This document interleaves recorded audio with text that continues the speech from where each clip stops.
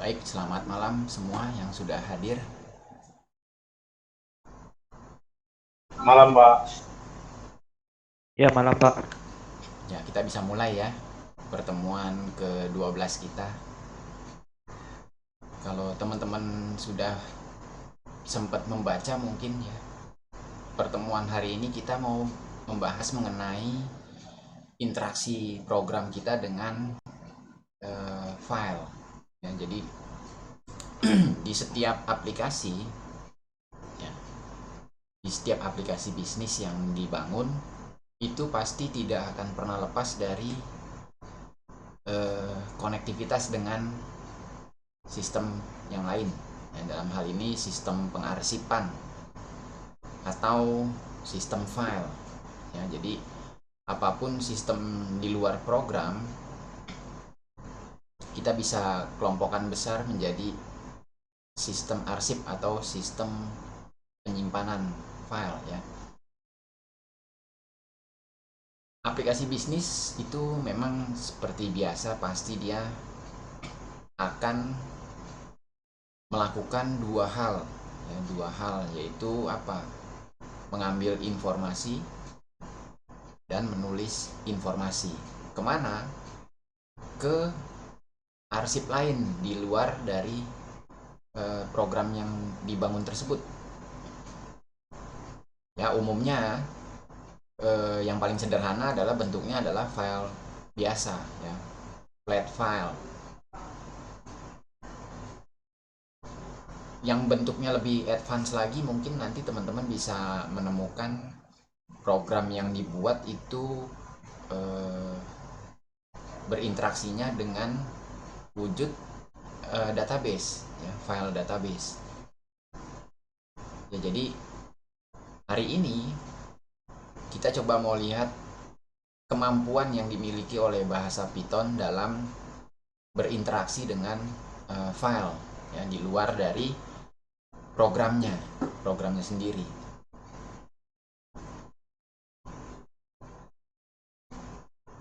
Saya share dulu sebentar ya.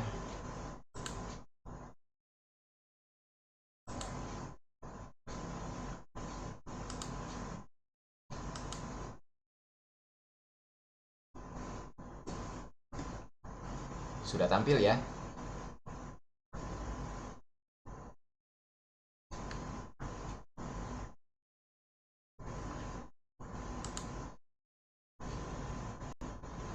Ya, sudah tampil.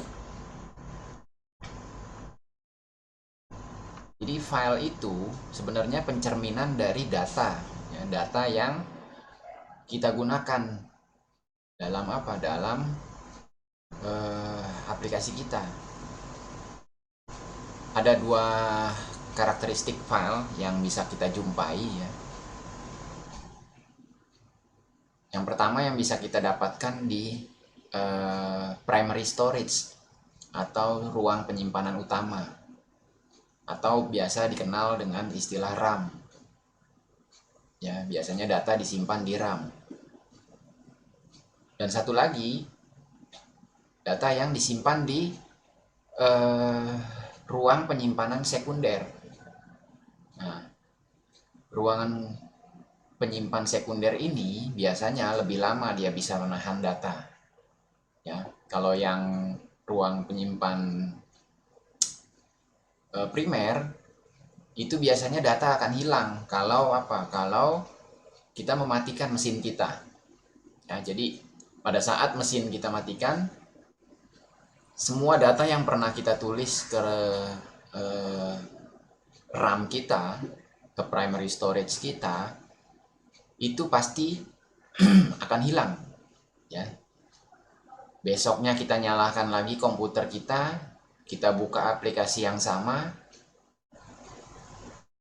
data hasil kerja kita yang kemarin sudah hilang.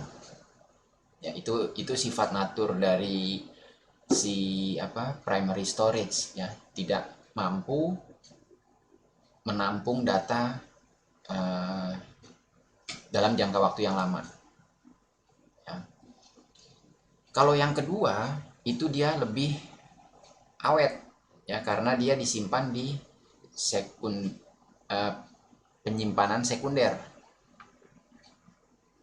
Nah, jadi kalau file kita mau coba tarik definisinya, ya merupakan sebuah informasi output yang tersimpan secara permanen. Ya, jadi hasil pengolahan dari aplikasi, ya, atau biasa disebut output, yang tersimpan secara permanen dalam media penyimpanan sekunder. Itu bisa berupa hard disk atau USB flash, ya, atau memory card, sehingga bisa dipanggil lagi ya pada saat kita ingin menggunakannya. Jadi kalau hari ini kita kerja, dirasa cukup kita simpan dulu sampai dengan tahap A, katakan ya, tahap A sudah selesai. Besok kita kembali lagi ke aplikasi yang sama, kita mau lanjut ke tahap B, itu kita tidak perlu mengulang apa yang sudah dikerjakan di tahap A, karena datanya sudah tersimpan dan bisa kita panggil lagi untuk kita gunakan, ya, menyambung ke pekerjaan di tahap B. Ya, jadi saya harap bisa membedakan ya kenapa data yang disimpan di primary storage itu cepat sekali hilang. Bahkan ketika misalnya teman-teman sedang bekerja, komputernya mati, ya, lagi input data, komputernya mati.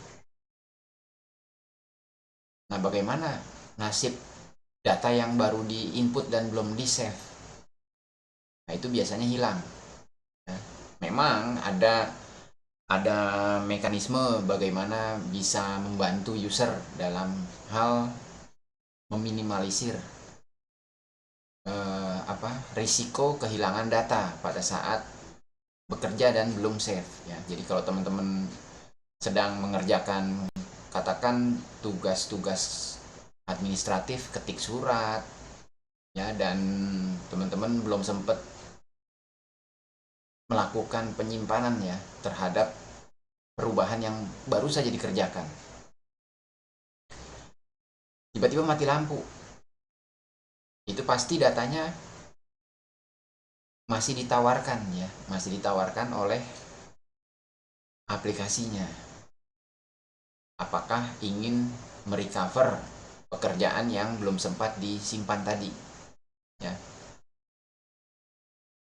Jadi aplikasi sekarang rata-rata itu menggunakan file sebenarnya, ya. Jadi sebelum ditulis ke format yang sesungguhnya, kalau surat menyurat kan biasa doc, ya, extensionnya doc atau docx, ya. Jadi sebelum file tersebut ditulis ke format tadi, ya, doc atau docx, itu aplikasinya akan membuat dulu nih sebuah file sementara, ya, untuk apa? Yang tugasnya buat berjaga-jaga pada saat misalnya aplikasinya crash. Aplikasi crash, pekerjaan yang lagi nanggung jadi nggak hilang, ada yang bisa ke recover, ya. Nah, itu dia bekerja di belakang layar. Kita tidak tahu kapan dia akan menulis, kapan dia tidak menulis, tapi dalam jangka waktu tertentu dia akan menulis ke file temporarinya. Ya, jadi pada saat kejadian mati lampu atau mesin kehilangan power, file yang ada di temporary bakal dimuat ulang ke aplikasi, ya, karena aplikasi yang sekarang pengembang juga sadar bahwa kalau kita mengandalkan primary storage saja, itu pada saat kondisi mati lampu pasti akan terhilang pekerjaan yang sedang dikerjakan. Ya, kalau dulu saya belum ada itu yang namanya Microsoft Word ketika belajar komputer dulu ya. Semua berdasarkan konsol aplikasinya. Jadi pada saat mati lampu ya hilang sudah. Tidak ada model seperti file system yang sekarang ya.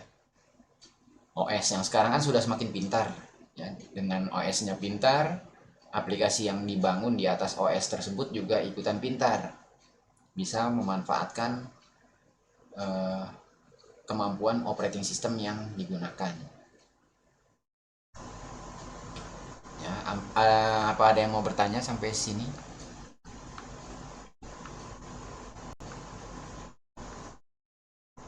Oke, kalau nggak ada saya lanjutkan ya. Nah, Python menyediakan bermacam perintah ya untuk kita bisa bekerja atau berinteraksi dengan file. Kalau kita berbicara mengenai file eksternal dari aplikasi, pasti akan ada perintah open ya. Open ini tujuannya untuk membuka koneksi ke file yang ingin kita pakai ya. Kalau kita ingin membuka file gaji misalnya ya, kita tinggal open aja file gaji ya. Lalu yang kedua adalah read. Read ini digunakan untuk membaca ya, sesuai dengan namanya, read. Nama perintahnya open untuk membuka, kalau yang read untuk membaca. Nah, kalau yang write dia untuk memungkinkan kita menulis data kita atau informasi ke dalam file tadi ya. Jadi setelah data kita write, aplikasi kita matikan ya, komputer kita matikan. Ketika kita nyalakan lagi, kita panggil file yang sama, data terakhir yang kita simpan itu akan tetap ada ya. Lalu close ini untuk menutup, untuk memastikan bahwa resources atau memori komputer kita sudah dirilis ya, sudah dirilis agar bisa digunakan untuk keperluan yang lain ya. Jadi untuk menutup koneksi ke database, ke file. Nah, kalau kita membuka file ini, kita bisa menggunakan perintah open tadi ya. Misalnya di sini ditulis F sama dengan open.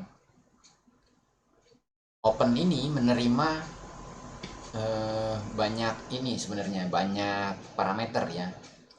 Kalau kalau diberikan satu parameter saja, misalnya nama file saja, ini bisa ya, bisa. Tapi secara default dia akan sifatnya adalah read only atau hanya ingin membaca ya. Ini maaf nih, yang ini kurang tanda petik ya, harusnya tanda petik 2 juga di belakangnya. Bisa juga kita sertakan full path-nya ya, open C.2 backslash ya, Python 310 backslash readme.txt. Ini bisa. Jadi kalau kita ingin bekerja dengan file yang kita buka, kita cukup mereferensikan ke objek F ini ya. Jadi objek F di program kita larinya nanti mengacu ke file saya .txt ya. Apapun yang saya perintahkan ke objek F ini, maka itu akan terkait dengan nama file yang ada di storage kita ya, yang sedang kita buka.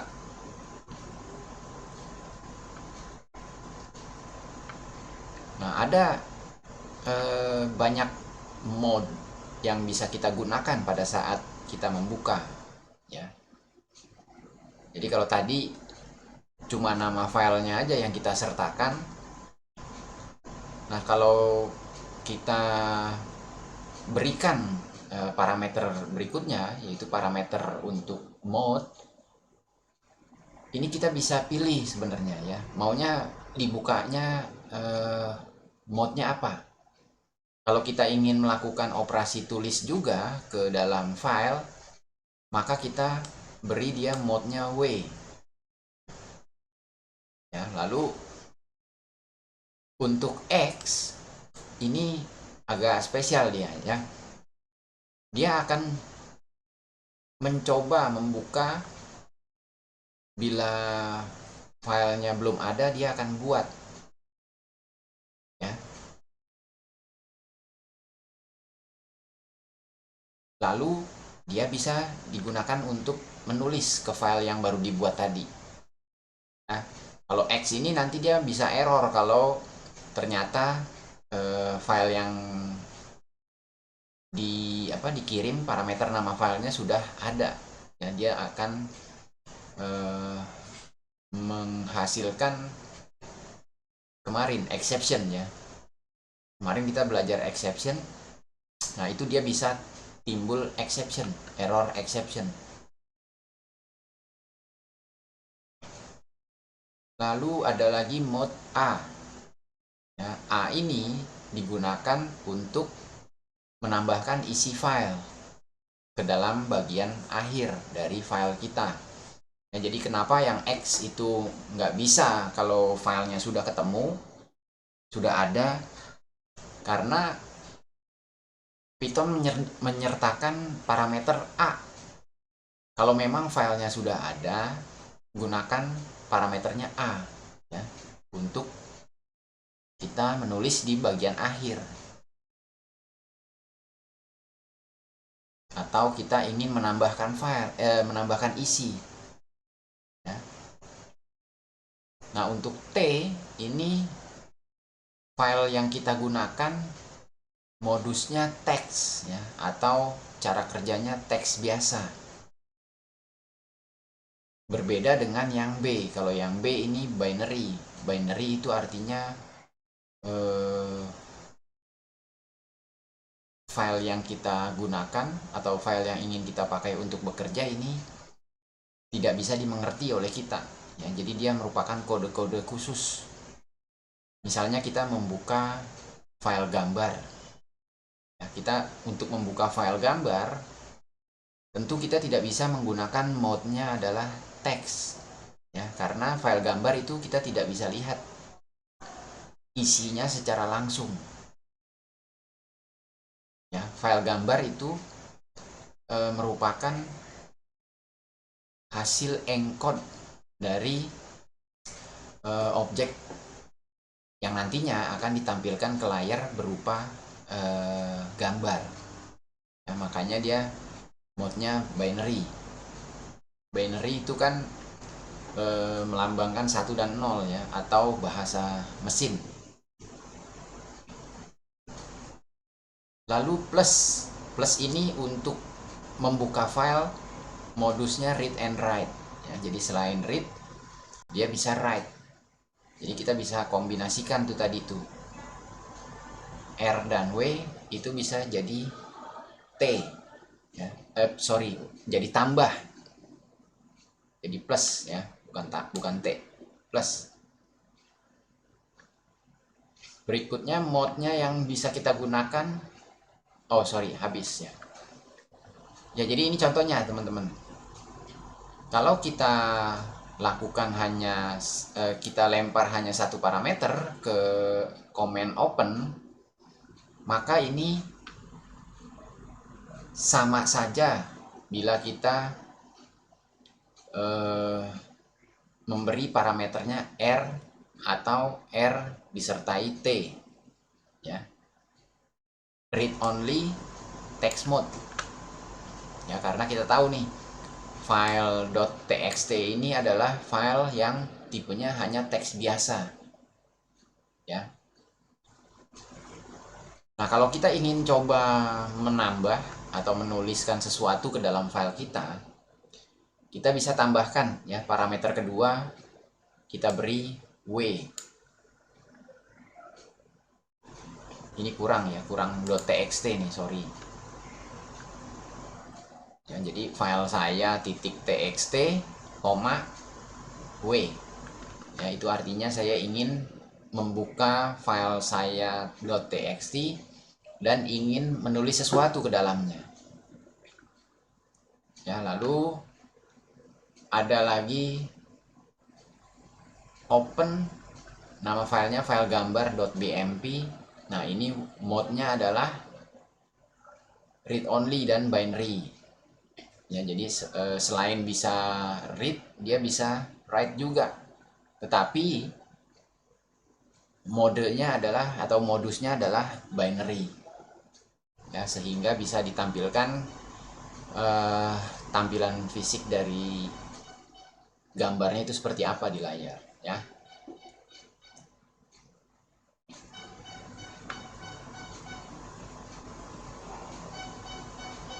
Di sini saya ada ini sebenarnya ya. Ada file coba ya saya buat dulu ya. Ada yang mau bertanya mungkin teman-teman?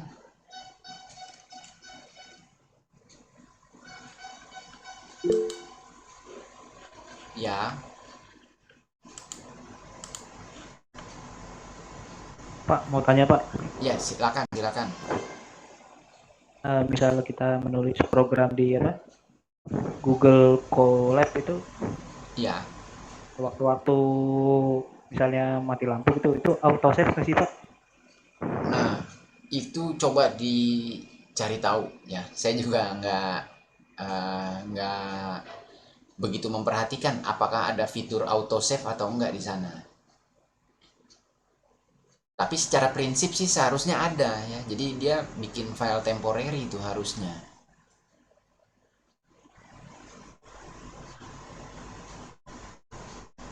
Oh, baik Pak. Ya, Nanti saya saya nggak pasti. baik Pak. Terima kasih Pak. Oke,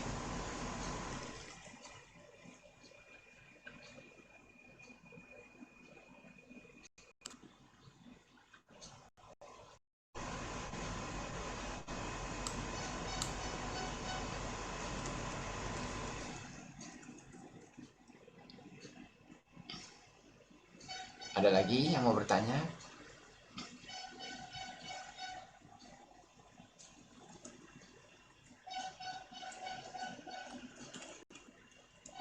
Saya coba bikin file dulu ya.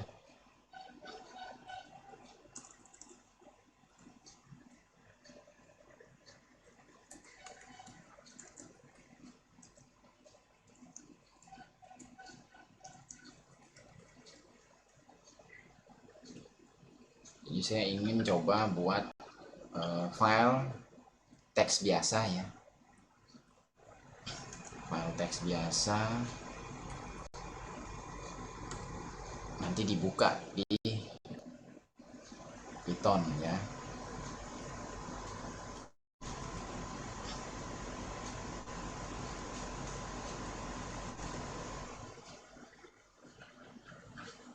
Kalau boleh saya share nih layarnya ya.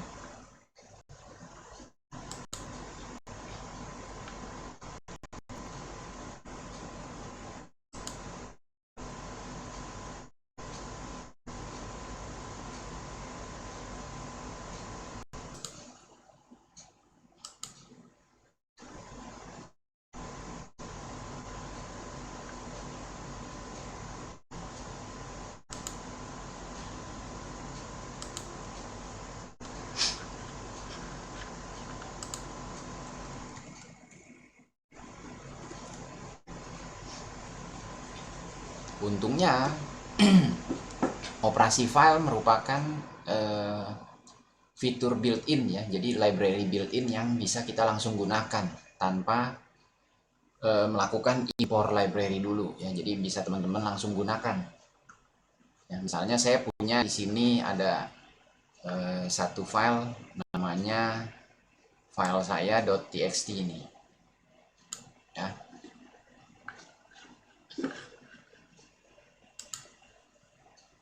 Nah, file saya .txt itu ini saya sudah masuk di interpreter ya.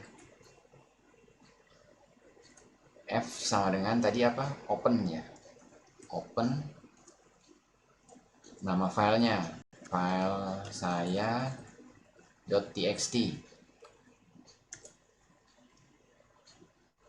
Lalu saya ingin tadi belum sampai sana ya. Ini baru open aja dia. Oke.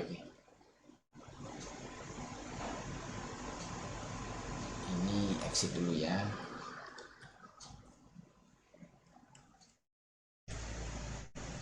Jadi isinya tuh sebenarnya cuma satu baris dia.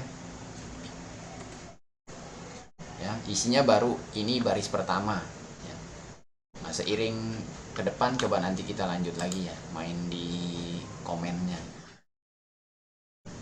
Kita lanjut ke slide dulu ya.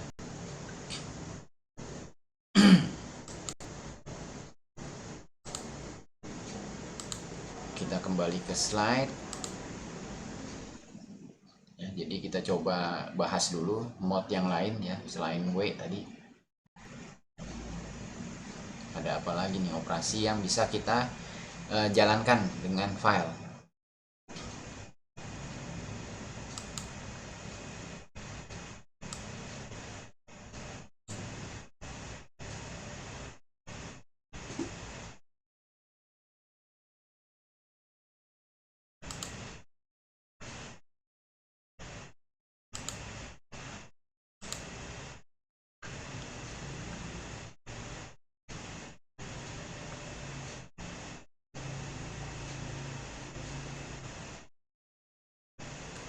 Ya, ada lagi misalnya tadi ya, mode sama dengan R untuk membaca.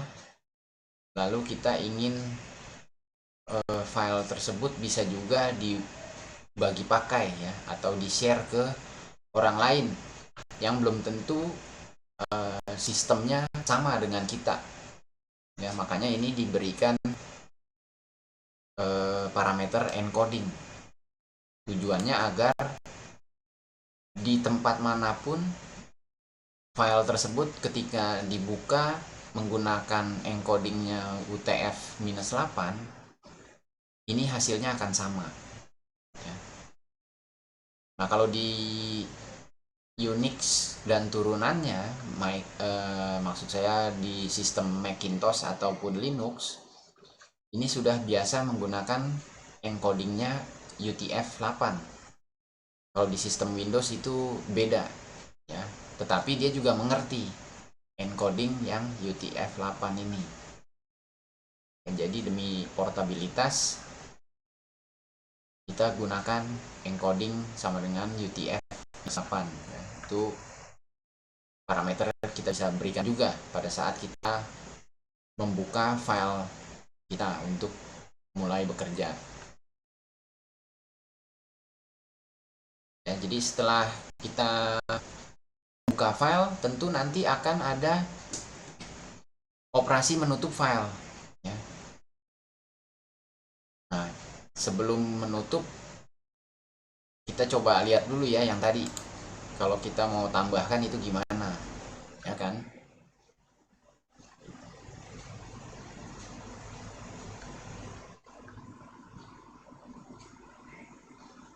Kita coba ke layar yang tadi ya.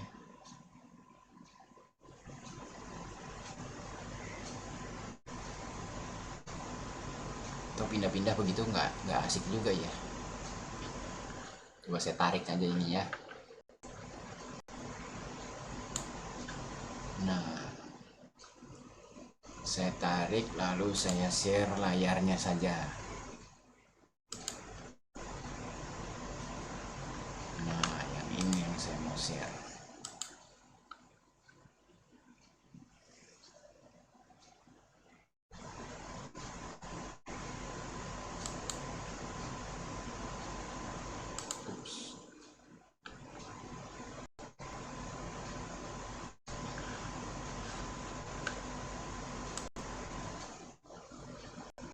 Oke ya, layar sudah tampil ya, jadi agak memusingkan, tapi saya gedein aja ininya ya biar nggak pusing ngeliat seperti cermin.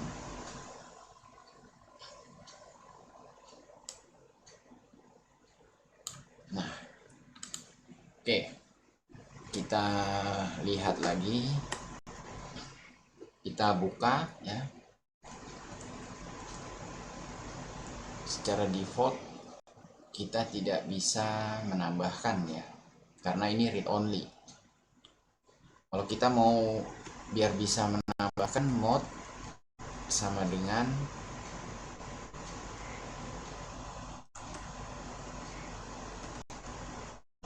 W. Jadi apa, encoding ya, encoding sama dengan UTF 8. Nah, ini sudah bisa kita tambahkan f dot apa, append.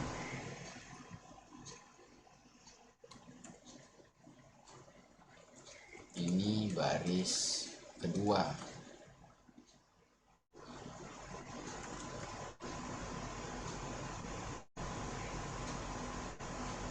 Loh, oke, nggak ada ya, sebentar. Kita lihat ke ini dulu ya, mana tuh? Kita ke sini dulu deh. Ya, sebentar kita ke sana lagi ya. Ya, jadi untuk menutup file, saya lupa sintaksnya tadi ya. Nanti kita ke situ lagi. Jadi saya lanjutkan ini dulu. Untuk menutup file itu kita bisa, ada dua cara sebenarnya. Ya, ada dua cara. Yang pertama ya, kita memanfaatkan fitur yang ada di bahasa Python ya. Sama seperti bahasa Java, C, dia juga punya garbage collector. Ya, garbage collector ini prinsip kerjanya begini. Misalnya teman-teman punya pointer ya, punya pointer di program, tiba-tiba pointer tersebut tidak ada ujung tempat dia apa ya, kalau punya daftar link list itu kan ada kaitan sebelumnya dan kaitan berikutnya. Nah, kalau list tersebut hilang, artinya tidak memiliki pointer di ujung dan di awal, maka itu bisa dihilangkan otomatis ya oleh si garbage collector. Tujuannya apa? Tujuannya adalah untuk manajemen memori yang lebih baik ya. Jadi semakin banyak kita menggunakan perintah yang membuka pointer ke memori, maka kan kita tidak mungkin mengingat-ingat ya, tidak mungkin mengingat-ingat pointer mana yang belum kita tutup ya. Nah, garbage collector ini merupakan fitur yang digagas di bahasa pemrograman yang sudah levelnya level keempat apa ya kalau nggak salah ya. Jadi keempat ke atas itu sudah rata-rata menyertakan fitur garbage collector ini. Zaman dulu ketika kita masih menggunakan bahasa rakitan atau bahasa assembly, itu belum ada garbage collectornya. Makanya programmer zaman dulu itu harus betul-betul memastikan setiap objek yang mereference ke lokasi memori dalam eksekusi program itu harus benar-benar diperhatikan. Jadi pada saat objek sudah tidak lagi digunakan, harus ditutup atau gerbang memorinya itu dirilis lagi.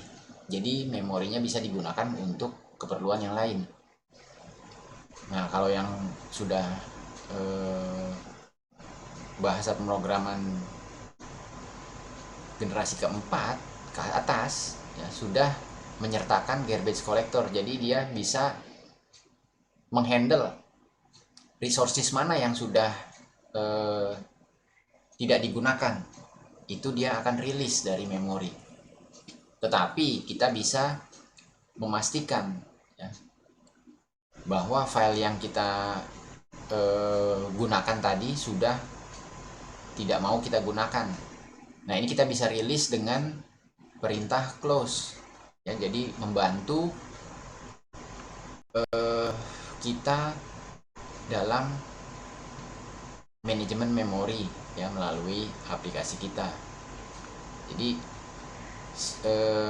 perintahnya cukup sederhana. Kalau kita sudah membuka ya, sudah menggunakan open ini ya, lalu ada beberapa operasi, mungkin baca, tulis ya, lalu kita close. Nah, misalnya akan sangat lebih baik kalau kita dalam operasi terhadap file menggunakan try and finally ya. Untuk apa? Untuk menangkal tidak terjadinya error. Kayak tadi kan yang saya coba append ternyata terjadi exception. Exceptionnya apa tadi? Exceptionnya adalah atribut error nih ya, jadi dia nggak menemukan append ya, mungkin perintahnya lain ya, nanti kita lihat.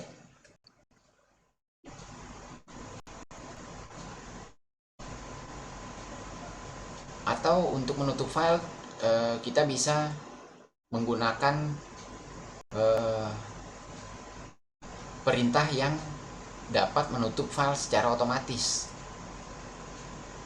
ya, jadi kita menggunakan block with ya, with open nama file apa sf ya. Buka file saya .txt, encodingnya UTF-8, lalu referensikan ke objek F.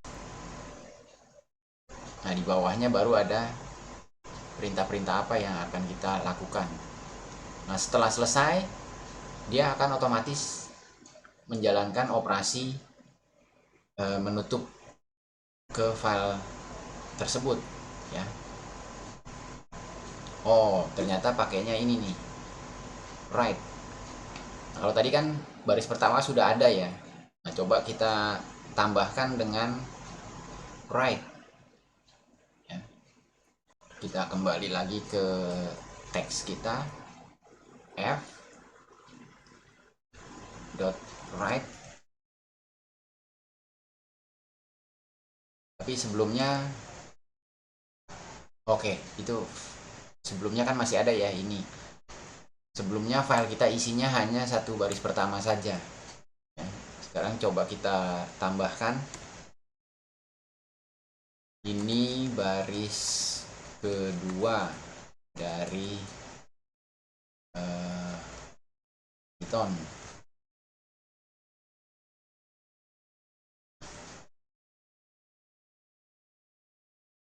Kasih turun.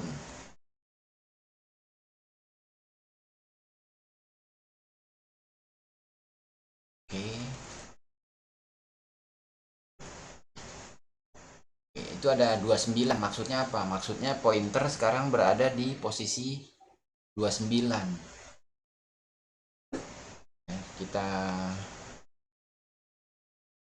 tambahkan lagi ya, misalnya kita ingin menambahkan baris ketiga, ini baris ketiga juga dari komen Python.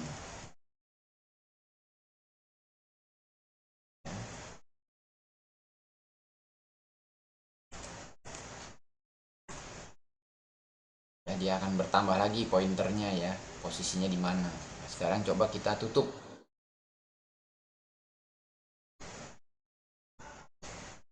Nah, kalau sekarang kita mau tulis lagi, dia sudah tidak tahu F itu mereference ke objek file yang mana, dia sudah nggak tahu karena kita sudah melakukan penutupan. Ya. Kalau kita mau bekerja dengan file tersebut lagi, kita buka lagi. Ya, kita buka lagi, lalu kita, nah kalau cuma write, kalau cuma open, tadi kan hanya read only ya. Ini coba kita mau tulis lagi nih. Baris keempat, dia nggak mau karena tidak bisa ditulis, ya. Not writable. Secara default memang hanya read only, jadi dia tidak akan bisa ditulis.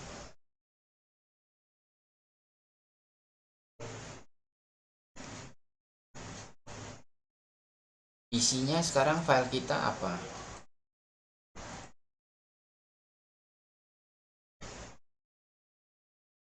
Loh kok ke itu ya? Oh iya, tadi saya lupa pindahin dulu ya pointernya, makanya dia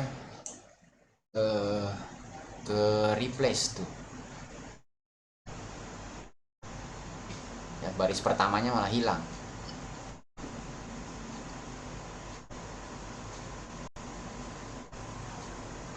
Tadi apa ya? Ya, saya lanjut dulu ya.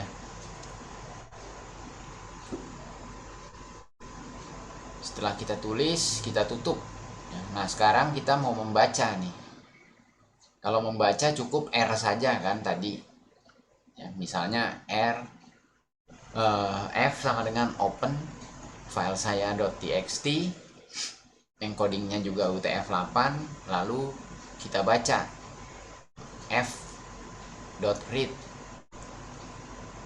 Kalau dikasih angka, itu dia akan membaca sejumlah karakter yang kita isikan. Nah, kalau read 4 berarti dia akan membaca 4 karakter pertama isi dari file kita. Kita baca lagi 4 lagi, dia akan melanjutkan. Ya, coba ya, kita coba ya.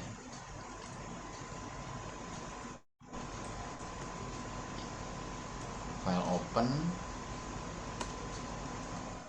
f.read 4 ini ya, jadi ada 4 karakter. Kalau lagi kita baca lagi bari ya, jadi dia bacanya 4 karakter nih ya. Sedangkan kalau tidak diberikan angka, dia akan menghasilkan banyak atau semuanya ya, dari pointer terakhir. Ya kan kita sudah menggerakkan pointernya nih dari 4 tambah lagi maju 4 ya, jadi sudah 12 kali, atau pointernya sudah bergerak di posisi 12, berarti ini dari 13 nih.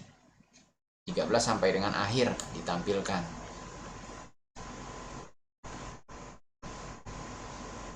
Ya. Nah, bisa juga kita membaca dengan format yang lain.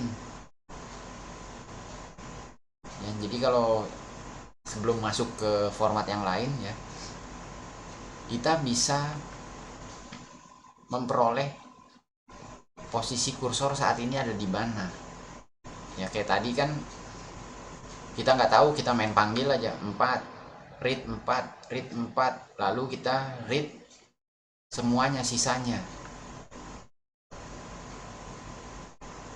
Kalau kita ingin mundurkan posisi kursornya ke awal lagi, maka kita cukup berikan perintah seek ya, f.seek lalu kasih angka 0, sehingga dia akan menaruh kursor kita ke posisi awal ya. Posisi awal dimulai dari 0. Jadi kalau ini misalnya ya teks ini 0 itu B, lalu E ini adalah 1, R2,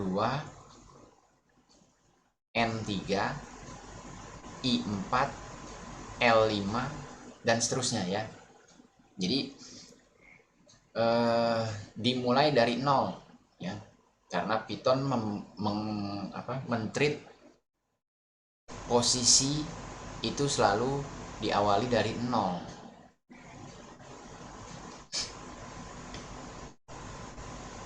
Ya, makanya ini kita mundurkan ke posisi awal pasti ke posisi 0 ya, dengan perintahnya seek. Nah, kalau sudah kita seek ya, kita coba kembali ya, kita lihat ini kita ada di posisi keberapa, tel tadi ya, ada di posisi ke-73. Kalau kita lakukan read lagi kosong, karena setelah posisi ke-73 itu nggak ada apa-apa. Nah, beda kalau halnya tadi kita mundurkan ya, kita mundurkan dengan seek ya, seek. Nah, ini sudah pindah ke posisi awal lagi dia pointernya, lalu sudah bisa tampil ya. Sampai di sini ada yang mau bertanya mungkin, silakan.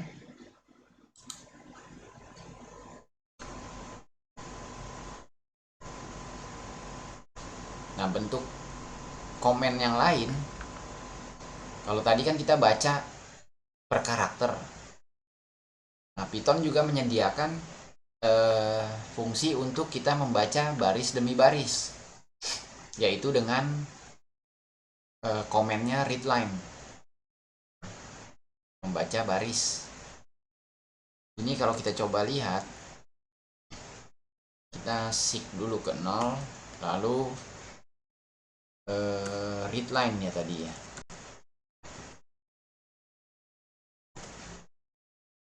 Nah, dia akan tampil ini baris kedua. Kalau kita kasih lagi, dia akan menampilkan baris berikutnya. Nah, setelah ini apa? Kosong, karena sudah nggak ada lagi. Nah, kita sudah ada di ujung file. Sama, kita kalau mau balik lagi ke atas, kita pindahkan lagi, seek 0 lagi.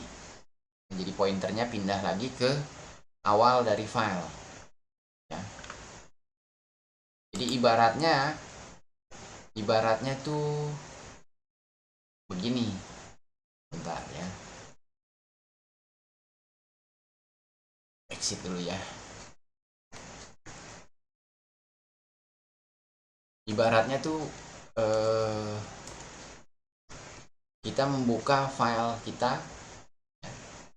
Nah, dari sini kan kita posisi 0 nih. 0 itu ada di baris pertama, kolom pertama ya. Dia maju 4 INI sampai di spasi. Nah, ini yang tampil tadi kan. Nah, kalau baris demi baris dia akan lompat. Nah, baris ketiga sudah kosong, dia udah nggak ada lagi. Makanya tadi hasilnya adalah kosong ketika kita menginstruksikan membaca readline lagi untuk ketiga kalinya, karena baris ketiga kosong. Biar gak sesuai ya. Ini adalah baris pertama.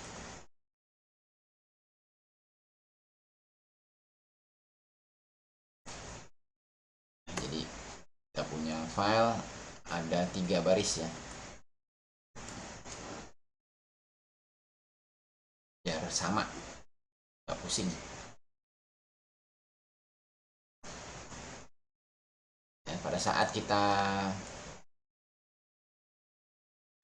readline ya, ketika kita readline, ini baris yang pertama. Readline sekali lagi, ini baris yang kedua. Readline sekali lagi, baris yang ketiga. Nah, kalau sekarang dia sudah nggak ada lagi, makanya ini kosong ya.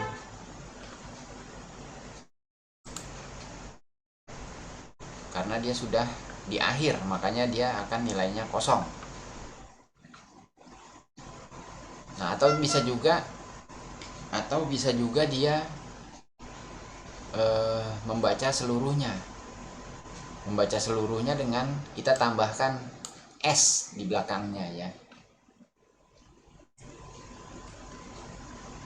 Ini kita shift mundur dulu ya, mundur kembali lagi ke awal, lalu kita read lines ya. Kalau tadi read line, kalau kita mau baca seluruh baris itu read lines.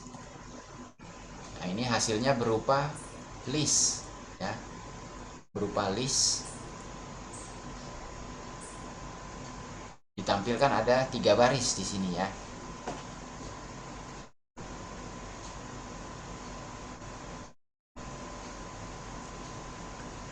Sampai di sini ada pertanyaan mungkin, silakan.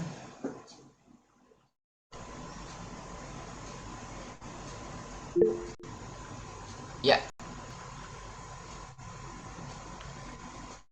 Silakan. Saya izin bertanya, Pak. Iya. Saya matiin share dulu ya, pusing nih.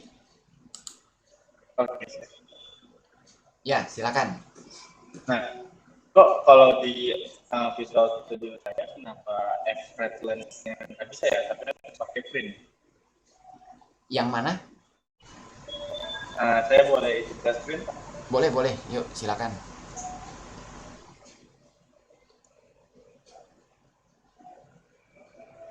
Nah, jadi harus pakai print Pak, baru bisa muncul.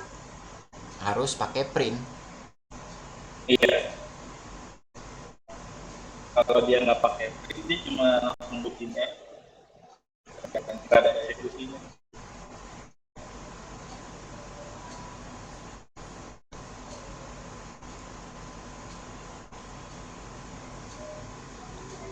Jadi kalau pakai print itu sebenarnya dia membersihkan ini sih, yang apa tuh, karakter-karakter yang nggak kelihatan.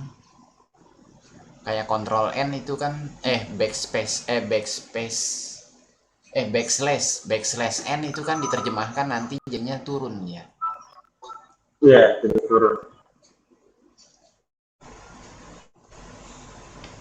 Nah, kalau readline kan dia jadinya turun dulu. Kalau readline jadinya tapi kalau nggak pakai print atau pakai kode print itu kan keluar. Apanya keluar? Kalau nggak pakai print ini, jadi cuma readline saja. Itu nggak mengeluarkan apa-apa. Coba.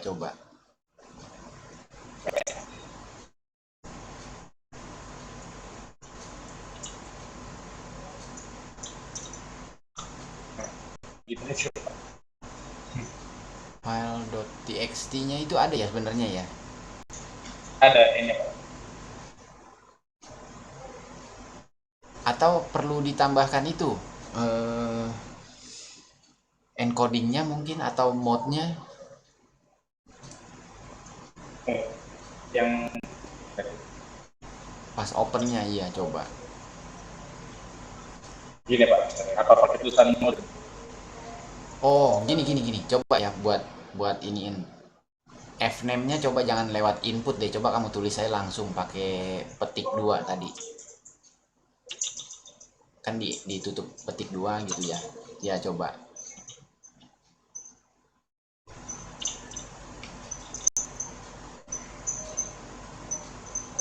Nggak muncul. Iya sama ya, nggak muncul. Mungkin ini bawaan dari ininya kali, Visual Studio-nya. Nanti saya coba dulu ya. Saya coba dulu di Visual Studio saya sama apa enggak. Soalnya kalau saya share Visual Studio itu akan jadi nge-lag komputernya, makanya saya pakai terminal aja tadi.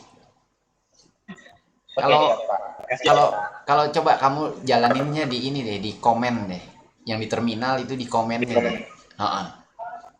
Sama nggak hasilnya? Oke, saya coba ya Pak ya. Ya. Terima kasih Pak. Yuk. Sorry nggak bisa ngecek di Visual Studio. Tapi nggak apa-apa, saya coba ya. Paling nge-lag sedikit.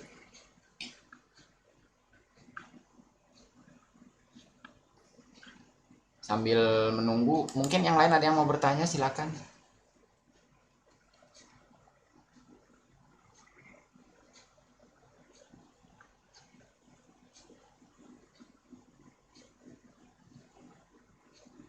Saya nggak share dulu Visual Studionya, yang pasti nge-lag dia.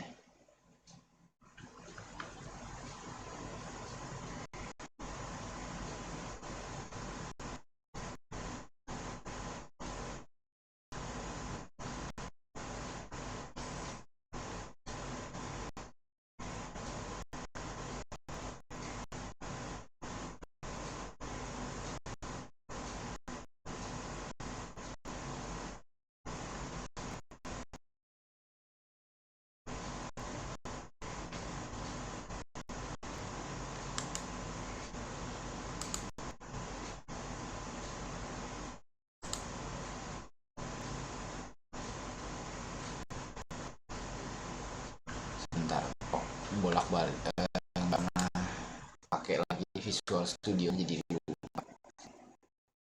mau open folder yang tadi. Iya, jadi nge-lag ini Visual Studionya.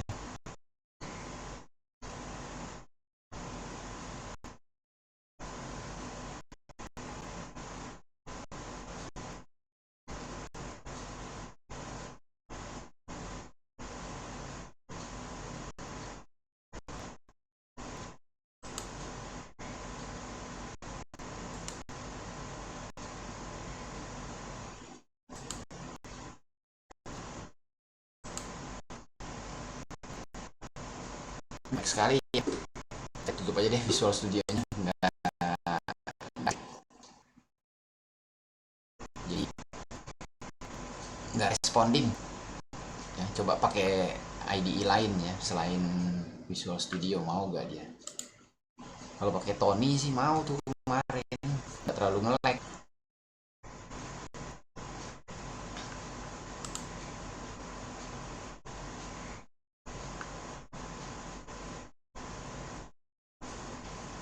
Ya jadi bukan berarti Visual Studio jelek ya, enggak, karena ini komputer saya juga udah ketuaan kali ya, menjalankan beberapa pekerjaan yang lumayan berat ya. Visual Studio itu banyak sekali JavaScript di sana, lalu Google Meet dibuka juga banyak JavaScript, lalu saya buka juga OBS, makanya jadi habis resourcesnya ya. Memori udah gede tapi tetap aja kalah. Jadi mohon maaf nggak bisa share Visual Studionya. Ini saya mau coba pakai yang di apa, di IDE lain coba ya.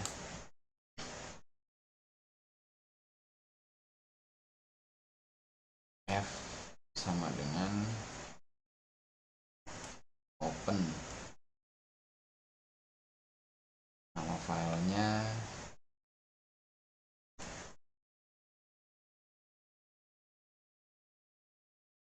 file saya .txt, f.readline.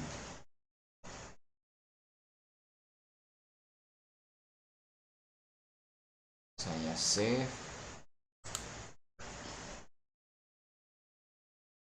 jadi Python ya. Bentar.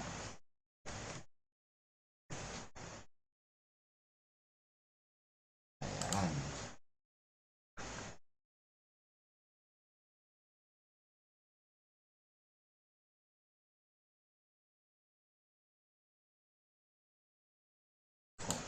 Oh, sorry. Ya.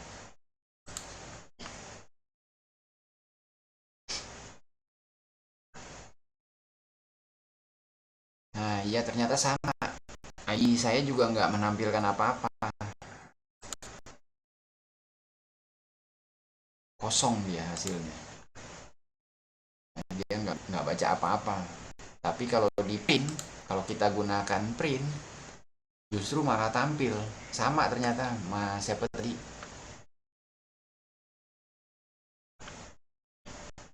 Sama Pak, berarti bukan Studio ya.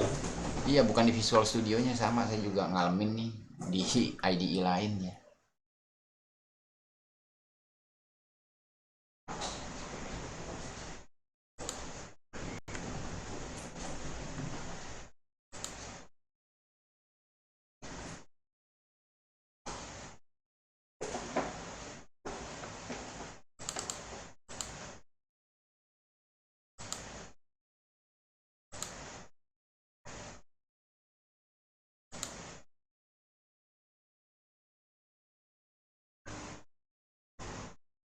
Oke ya, tadi terjawab ya. Mungkin itu ada sesuatu yang perlu kita lakukan dulu kali supaya bisa tampil di IDE ya. Oke, saya lanjut dulu ya ke slide berikutnya.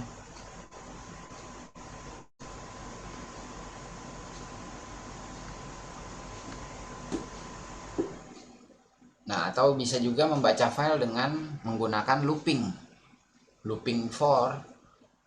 Ya, ini kita coba baca dengan looping for. Kita buka filenya. Mode-nya cukup read only ya. Lalu kita lakukan perulangan for baris di dalam F ya, in F. Kita mau print baris lalu kasih n-nya kosong ya. Kalau kita coba ya, for baris in F print baris endingnya saya kasih kosong.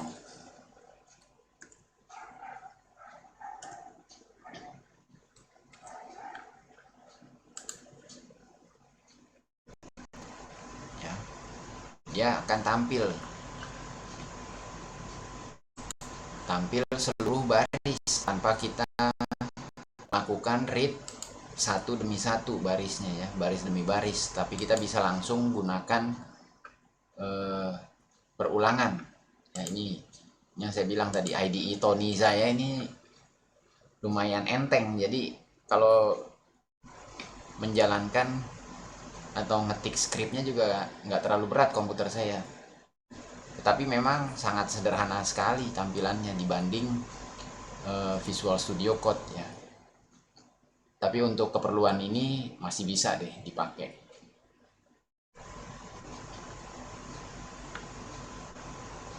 Ya, di sini saya coba panggil yang pertama file open. Ya, file open baris pertama itu ke. Nah, kalau di sini di IDE saya perlu full path ya. Jadi path fullnya kemana?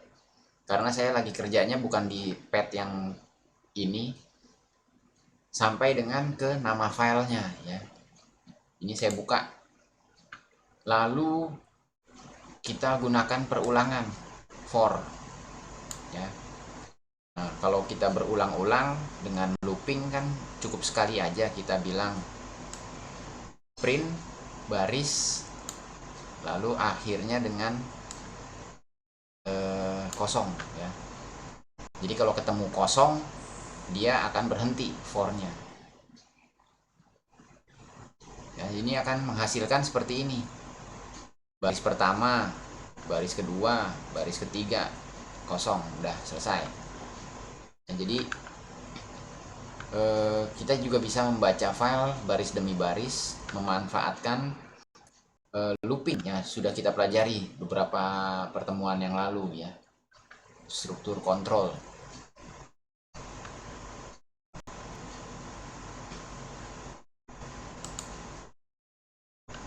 Ada lagi yang mau bertanya mungkin sebelum saya lanjutkan dulu?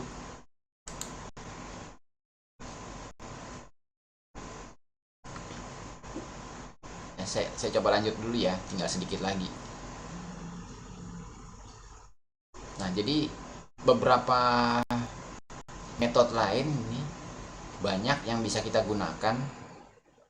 Tadi kita sudah coba yang close ya, yang close ini. Sorry belum keluar ya, sebentar.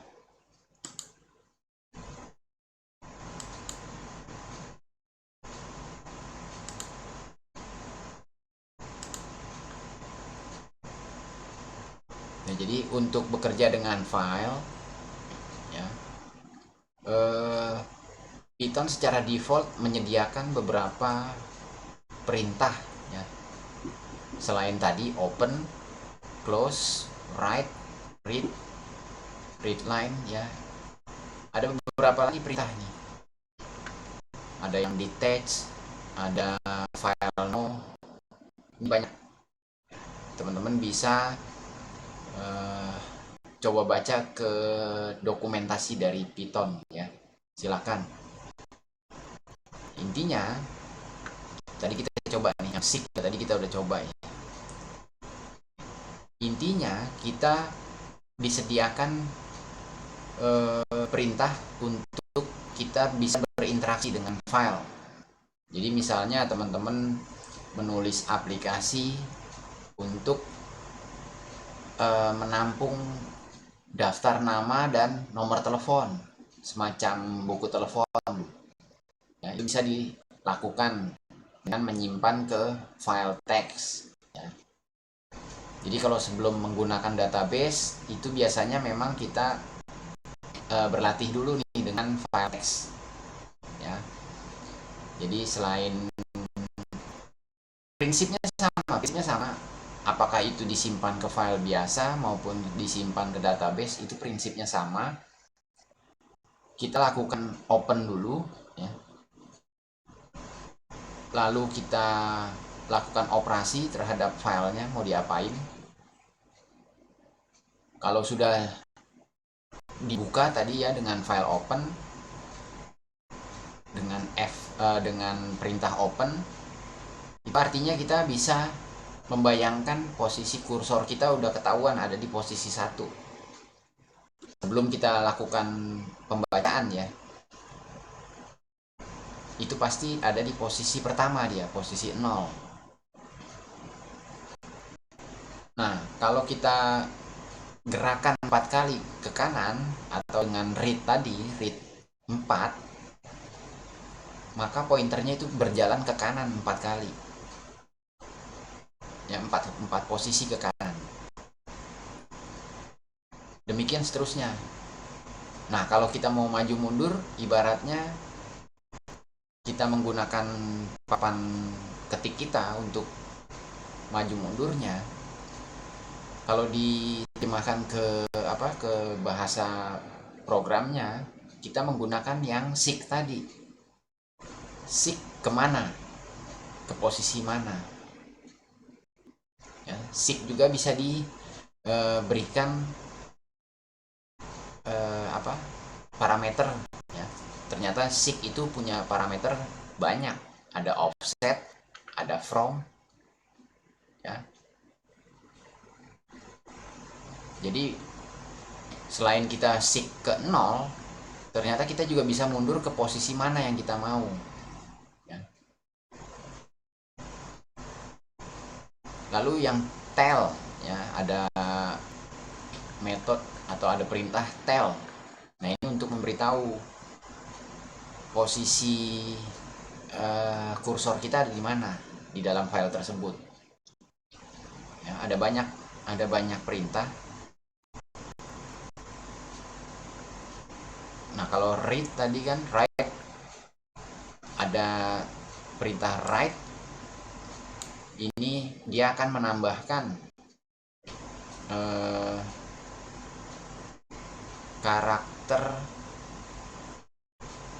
menambahkan sejumlah karakter yang kita berikan di perintah write ya. Kalau write lines dia akan menambahkan sejumlah baris ya. Dia akan nambahin baris baru, isinya apa yang disertakan di sini ya. Jadi silakan coba teman-teman utak-atik ya, silakan coba-coba. Kalau untuk bareng-bareng nanti kita di hari Sabtu ya.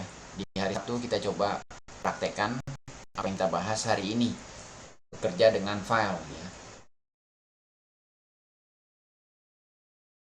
Ya, sampai di sini. Mungkin ada yang mau bertanya, silakan.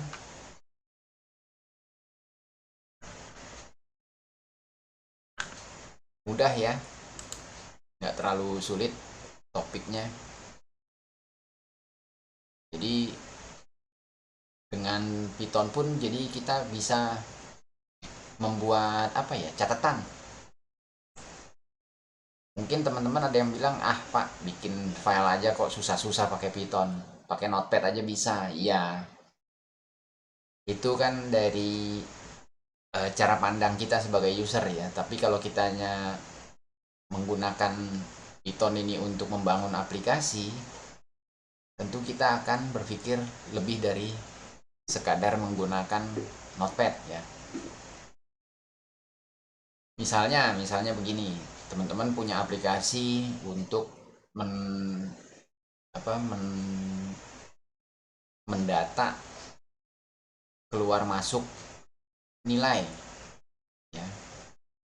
Nah, kita sebagai pembuat dari aplikasi, kita bisa menulis log ya, aktivitas dari setiap user yang login dan melakukan perubahan terhadap data. Kita log ya. Jadi suatu saat ada dispute mengenai data, kita bisa lihat lognya, siapa yang rubah, kapan, dari mana. Itu akan terbantu sekali ya, kalau misalnya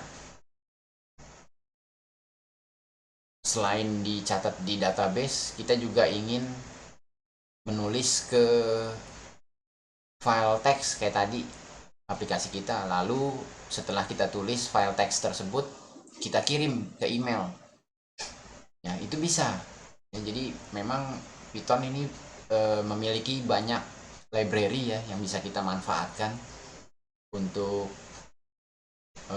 memperkaya fitur dari aplikasi yang kita buat ya. Tidak heran kalau Instagram menggunakan Python ya, backendnya. Bahkan kalau nggak salah YouTube pun menggunakan Python ya. Jadi